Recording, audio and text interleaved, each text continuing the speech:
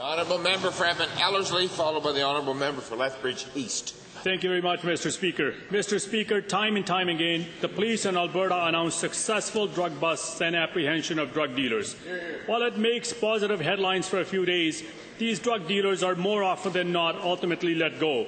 I believe, and my constituents believe, that shutting down drug houses and locking up drug dealers is a critical component of keeping our communities safe. So my questions are to the Minister of Justice and Attorney General.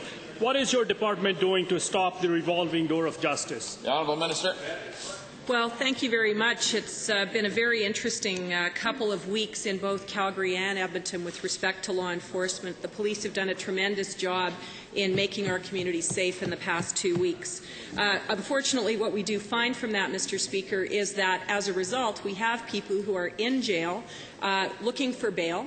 Bail is something that is part of the Federal Criminal Code tests. We are continuing to lobby the federal government to try to ensure that they can amend the tests so that we don't see this revolving door. We share this concern with the Mayor of Edmonton, Mr. Speaker. The honourable member. Thank you very much, Mr. Speaker. My next question to the same minister.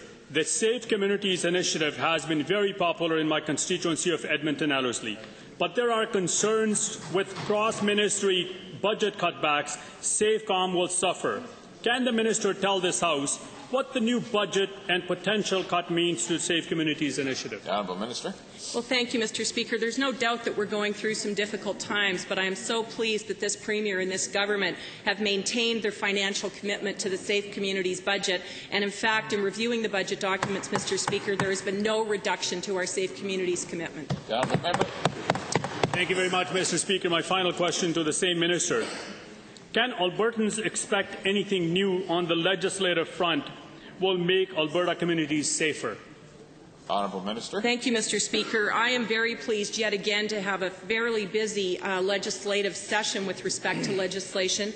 We have already created a very strong web of legislation to assist police with our mandatory gunshot legislation, our civil forfeiture legislation.